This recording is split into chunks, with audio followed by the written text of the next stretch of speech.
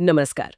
आज हम एक ऐसे मुद्दे पर बात कर रहे हैं जो सुनने में शायद आम लगे पर कई घरों में ना काफी तनाव पैदा कर देता है।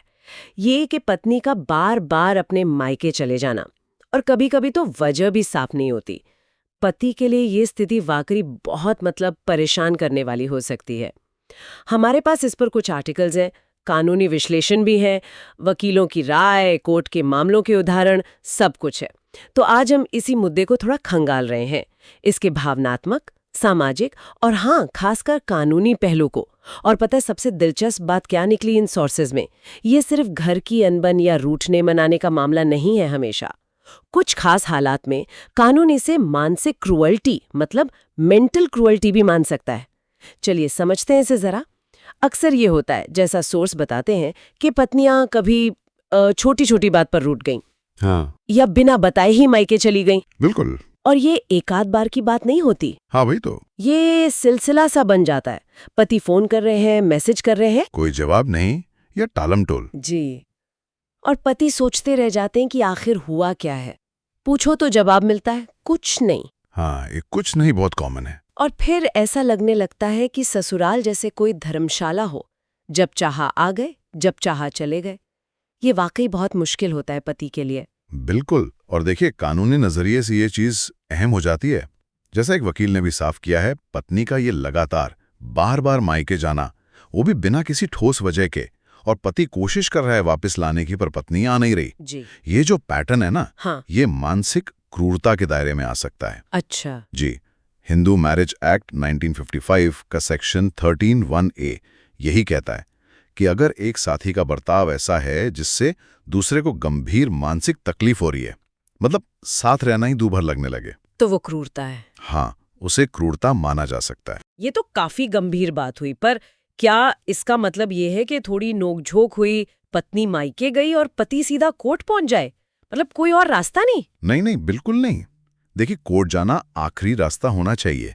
सबसे पहले तो आपसी बातचीत, सुलह की कोशिशें, ये बहुत जरूरी हैं। हाँ, ये तो है। हमारे सोर्स भी यही कहते हैं, खुलकर बात करें, समझे कि दिक्कत क्या है। और शायद पत्नी के मायके के प्रति सम्मान दिखाना, दोनों घरों में संतुलन बनाने की कोशिश करना। बिल्कुल, साथ में वक्त बिताना, एक दूसरे की भावनाओं को समझना, ये सब पहले जरूरी है। परिवार के बड़े बुजुर्गों या किसी काउंसलर की मदद भी ली जा सकती है शायद। हाँ, जरूर। मैरिज काउंसलिंग बहुत मददगार हो सकती है, और अदालतें भी इन कोशिशों को अहमियत देती हैं। वो देखती हैं कि क्या सुलह की कोशिश हुई थी या नहीं, और ये भी देखा जाता है कि मायके जाने की कोई जायज वजह थी या नहीं, मतलब कोई पारिवारिक इमरजेंसी थी या ये बस जिम्मेदारियों से एक तरह का पलायन था। अच्छा, वजह भी मायने रखती है। बहुत ज्यादा। अगर पत्नी बिना सहमति या वाजिब कारण के लंबे समय तक मायके में है और वापस आने का कोई इरादा नहीं दिखा रही, तो ये एक और चीज बन सकती है, परित्याग, मतलब डिजर्शन। ओहो, हाँ, ये सेक्शन 13(1)(IB के तहत आता है, और ये भी तलाक का एक आधार है। तो सिर्फ एक बार जाने से नहीं? नहीं, बिल्कुल नहीं। कोर्ट किसी एक घटना को नहीं देखता, वो पूरे व्यवहार को, पैटर्न को देखता है। समझ गए। तो ये तो हुई सुलह की बात। लेकिन मान लीजिए सारी कोशिशें कर ली, बातचीत, समझाना बुझाना, सब बेकार गया, तब कानून क्या कहता है? देखिए, अगर सुलह की गुंजाइश खत्म हो जाए, तब कानूनी रास्ता बचता है, और उसके लिए फिर सबूत जुटाना जरूरी हो जाता है। सबूत? कैसे सबूत? जैसे पत्नी कब कब गईं, कितने कितने दिन रहीं, इसका रिकॉर्ड।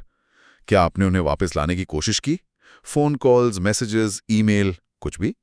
और इस सब का आपकी शादी पर, आपकी मानसिक सेहत पर क्या असर पड़ा, ये बताना होगा।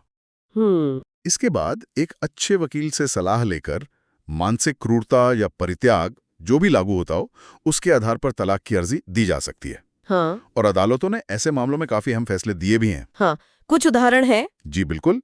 जैसे सुप्रीम कोर्ट का एक मामला है, मालती रवि नाम बीवी रवि, 2014 का। उसमें कोर्ट ने साफ माना कि पत्नी का लंबे समय तक बिना वाजिब कारण मायके रहना और पति के बुलाने पर ना आना, ये पति के प्रति मानसिक क्रूरता थी। अच्छा। इसी तरह विश्वनाथ अग्रवाल का केस है 2012 का। उसमें भी सुप्रीम कोर्ट ने पत्नी की लगातार गैर मौजूदगी और अपमानजनक बर्ताव को तलाक का आधार माना। हाँ। और समर घोष बनाम जया घोष 2007 का वाला मामला तो बहुत अहम है। उसमें कोर्ट ने मानसिक क्रूरता को परिभाषित किया था। हाँ। कि ऐसा व्यवहार जो दूसरे साथी के लिए इतना भावनात्मक संकट पैदा कर दे कि साथ रहना ही नामुमकिन लगने लगे। तो मतलब कोर्ट इसे गंभीरता से लेता है। बिल्कुल। Patna high court, Delhi high court के भी हालिया फैसले हैं जहां पत्नी का बार बार मायके जाना और ससुराल में न रहना इसे क्रूरता या परित्याग माना गया। लेकिन एक सवाल मन में आ रहा है, क्या इसका मतलब ये हुआ कि पत्नी का मायके जाना ही गलत है? भारतीय परिवारों में तो ये बहुत आम बात है, त्योहारों पर वैसे भी। नहीं नहीं, आप बिल्कुल सही कह रही हैं। हर बार मायके जाना न तो गलत है, न ही कानूनी तौर पर क्रूरता। ये पूरी तरह से मामले के हालात पर निर्भर करता है। अच्छा। जैसा गुरबख्श सिंह बनाम हरमिंदर कौर केस में कहा गया था, या मध्य प्रदेश हाई कोर्ट ने भी एक मामले में कहा था कि कभी कभार जाना या थोड़े समय के लिए जाना, खासकर अगर सहमति से हो या कोई वाजिब कारण हो, तो वो क्रूरता नहीं है। हाँ, ये फर्क समझना जरूरी है। बिल्कुल। हर केस अपने आप में अलग होता है। पति पत्नी के रिश्ते की अपनी डायनामिक्स होती हैं, उनकी संवेदनशीलता अलग होती है, और जैसा मैंने पहले कहा, सुलह की कोशिशें हुई हैं या नहीं, ये भी बहुत मायने रखता है। तो कुल मिलाकर सार ये निकलता है कि पत्नी का बार बार मायके जाना ये एक उलझा हुआ मुद्दा है। इसके भावनात्मक पहलू भी हैं, सामाजिक भी और कानूनी भी। हाँ। और सबसे पहला कदम तो बातचीत और आपसी समझ ही है। बिल्कुल सही, संवादी कुंजी है।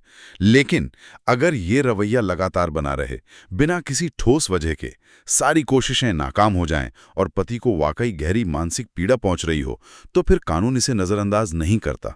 ये तलाक का एक मजबूत आधार बन सकता है। और ऐसे में सबूत और सही कानूनी सलाह लेना बहुत जरूरी हो जाता है। निश्चित रूप से। आज की ये चर्चा दिखाती है कि कैसे एक व्यक्तिगत और पारिवारिक लगने वाली समस्या के कितने गंभीर कानूनी आयाम हो सकते हैं। हाँ, और ये हमें सोचने पर मजबूर करती है कि शादी जैसे रिश्ते में संतुलन, संवाद, आपसी सम्मान और जिम्मेदारियों का कितना महत्व है। कानून अपनी जगह है, पर रिश्ते तो आखिर आपसी समझ और प्रयास से ही पनपते हैं। बिल्कुल।